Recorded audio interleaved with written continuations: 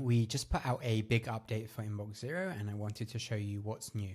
So the first thing is that we've changed a bit how the assistant page works. We have all the defaults set out immediately and you can toggle them on and off if you want, and you can always add your own rules over here. The default rules now include the to reply rule, FYI, awaiting reply and action. So quick update on what these means. To reply means these are the emails you need to reply to. Awaiting reply is emails where we think you are awaiting a reply, so the other person needs to respond to you.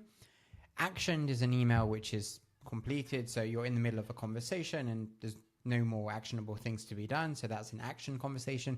And FYI is similar to action, but no one needs to reply, not you, not the other person on the other side, but this is information that the AI thinks is important for you, and so that will get labeled as FYI. And the other default rules are similar to what we had before. The cold email blocker was a little bit different to the rest of the system before. Now it's just part of the regular rules as well. And same with the to reply, awaiting reply, which were also a little bit different in the past. But now you can go in awaiting reply, you can change the label to something else if you want. Same with cold email, you can also adjust the prompt. We've made some updates to the settings page as well. Some fairly new features are the digest. We released this a month or two ago. So here you can set up your digest email and you can decide what you want to have in it. So for example, if you want to receive a summary of all newsletters in your inbox every day, you can do that over here, and this is roughly what the summary newsletter will look like.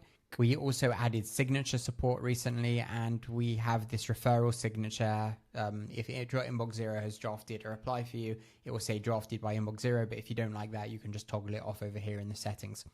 Another major update is calendar integration. So if I quickly show you what this looks like, here you can see that I can connect different calendars to my account. And the reason this is super helpful is now the AI, when it's drafting responses on your behalf, it will be able to look at your calendar to give a better response. So for example, if someone asks, hey, do you want to meet tomorrow? The AI will look in your calendar and be like, oh, you're available from 3 to 5 p.m. That's a time slot I will suggest for the meeting.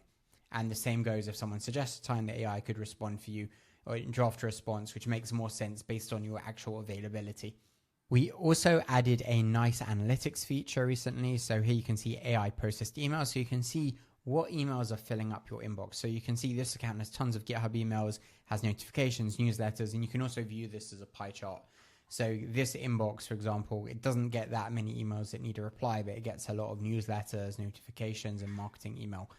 So this will give you a much better idea of what's filling up your inbox, and if you want to get it to a cleaner spot, these are the things you need to take care of to clean up. We also added organization support recently. So if you have lots of people at your company and you want to manage it all in one place, you can do create organization. That's here in the bottom left. And we also provide analytics and different data so you can understand across the organization what is happening and how people are using email. The last feature I'll show you is the new integrations feature. So this isn't publicly released yet, but if you want to get to it, you can just change the URL to integrations. Just put integrations at the end of the URL instead of automation. You'll be able to connect your Notion, your Stripe, Monday, HubSpot coming soon as well. So you'll be able to add different accounts to your Inbox Zero, and this will help draft better responses. So for example, if you use your email for support and you have a lot of people asking about Stripe or payments, so now the AI can go into your Stripe account, it can read about that person, you can search that person by email and see what's happened with their account.